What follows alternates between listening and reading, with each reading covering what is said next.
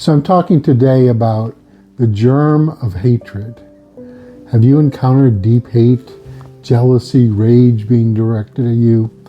Well, my life and works is an art and a science, and over the course of the last 30 years, I really distilled, what hatred and rage is all about on some level. That it is things that we can know about, jealousy, rage, misunderstanding, but to me, it's really like a virus. There's really a germ of hatred. And we're seeing it in groups that are fanatical, extreme narcissism, psychopathic behavior even. But people who don't want a solution, who have an insatiable need to create agitation, unrest. And one of the things about this type of hatred is that it kind of has a grain of truth to it. It will take a legitimate cause and align with that in some way, but it really has no interest in that cause.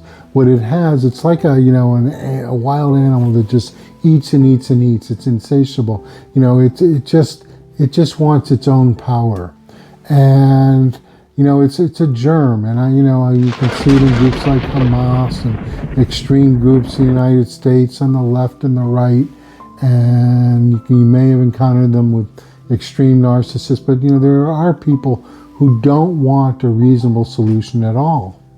So there's no give and take. They just come forward, eat and eat and eat, taking. And to me, it's a virus. And to me, I raise these concerns legally, socially, a lot of ways, legally, the tort for the intentional infliction of emotional distress, but helping people understand, with things like extreme narcissism, with emotional abuse, there are people who flip the script upside down, okay, because they don't want a solution. So they're going to turn it against the innocent person, and they're just going to keep going and going. And this is my point, that like 70-80% of society has to understand that what's happening on the extremes, it's a germ. It's never going to come towards a resolution. And that, and we're seeing good causes. You could have legitimate causes, Palestinian people, racial advancement, whatever it be. But we see, anywhere and everywhere that good cause, climate even, that good causes are usurped by people who don't want a resolution. And that's what I call a germ of hatred. That's what my work does. And again, the remedy through Gentle Genius Coaching, the Fairness Revolution, is in finding purpose, doing the work, inner work. You can look at our websites and get some direction.